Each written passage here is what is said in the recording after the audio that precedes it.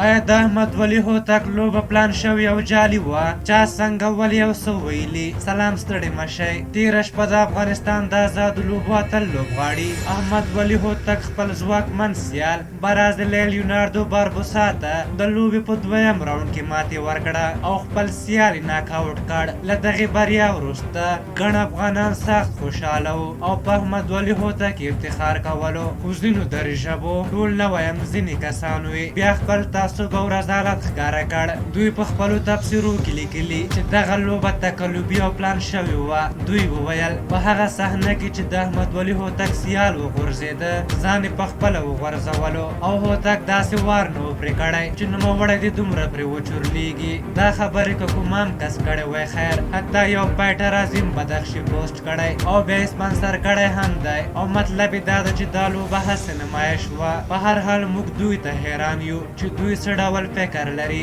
احمد ولی هوتک تل د افغانستان نمایندګي کړې او هېڅکله هم نه دي ویلي چې زه د پښتنو لپاره لوبه کوم او تل یې له پښتو دري ډېره ویلې. خو برعکس د دې خلکو سترګې تعصب پټې کړې. اول خو دا خبره چېرته عقل مني چې یو برازیلی پرې فایټر چې نهایت ښه ریکارډ لري افغانستان ته دې راشي او په خپله د هوتک ته لوبه وبایلي او پاتې شوه د ناکاوټ خبره. د نړۍ غټ پرې فایټران حتی په یوه بوکس او لغته ناکاوټ شوي او تاسې که د هوتک د لوبې صحنه وګورئ نوموړي ډېر کوي په زنګانه باندې خپل سیال ووهلو. نو خبره دا ده چې دوی اصلا د هوتک بریا نشي زغملی. خو د دوی د سوځولو لپاره بیا ښه خبر دا دی چې هوتک به له افغانستانه لومړی لوبغاړی شي چې په یو اف سي سازمان کې به لوبې ترسره کړي. هوتک بیا ویلي وطن لوی ارزښت دی، ننګه یې وکړئ، ساتنه یې وکړئ، د پرمختګ لپاره یې هڅه وکړئ او د خپلو خلکو اتحاد وغواړئ. ژوند ښکلی دی، د هر انسان د ځلیدو لپاره